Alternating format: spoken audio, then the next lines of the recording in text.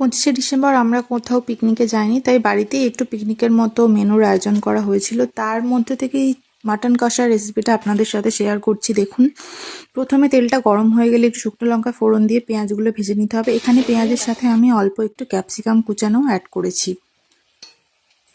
মাটনে যে আলুগুলো আমরা ইউজ করবো সেগুলো আগে থেকে ফ্রাই করে রেখেছিলাম সাইডে। তারপরে রসুন বাটাটা দিয়ে দিলাম হালকা। এই সময় স্টিমটাকে খুব লোতে রাখবেন, নইলে মশলাটা ধরে যেতে পারে।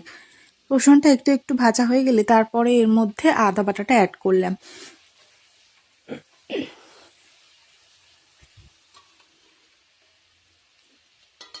আদা বাটাটা অ্যাড করে স্টিমটা লোতে রেখে আস্তে আস্তে এইভাবে নাড়িয়ে নিতে হবে যেন মশলাটা ধরে না যায়। তারপরে আরেকটা স্পেশাল মশলা বানিয়ে রেখেছিলাম, গরম মশলা, জিরে, ধনে বাটার পেস্ট। এই মিহি পেস্টটা আমরা এর মধ্যে অ্যাড করে দিলাম। তারপর পরিমাণ মতো হলুদ এবং লঙ্কা অ্যাড করে আস্তে আস্তে এটাকে কষতে হবে।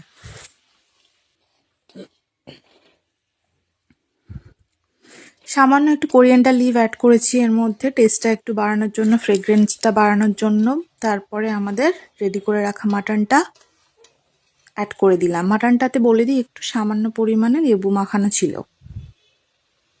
এবারে আমরা কোনো দই ইউজ করিনি। তারপর পরিমাণ মতো নুন অ্যাড করে দিলাম। কেটে রাখা টমেটোগুলো অ্যাড করে দিয়েছি। এবার আস্তে আস্তে স্টিমটা বাড়িয়ে দেবো, একটু বাড়িয়ে কষিয়ে নিতে হবে। স্টিমটাকে মিডিয়াম রেখে আস্তে আস্তে আমরা এটিকে কষিয়ে নেব এবং একটু একটু করে ঢাকা দিয়েও রাখবো, যাতে তেলটা ছাড়তে সুবিধা হয় এবং তাড়াতাড়ি তেলটা ছেড়ে যায়।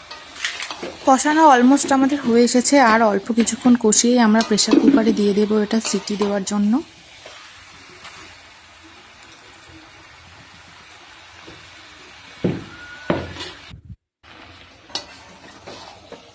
দেখুন, একটু একটু তেল এবং জল ছাড়তে শুরু করেছে মাটনটা থেকে।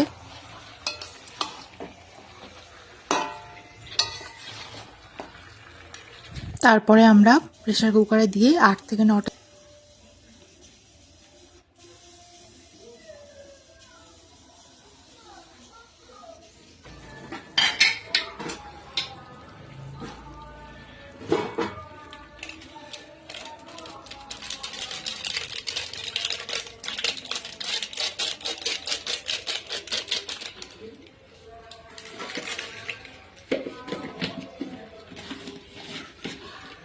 গরম জল বসানো আছে।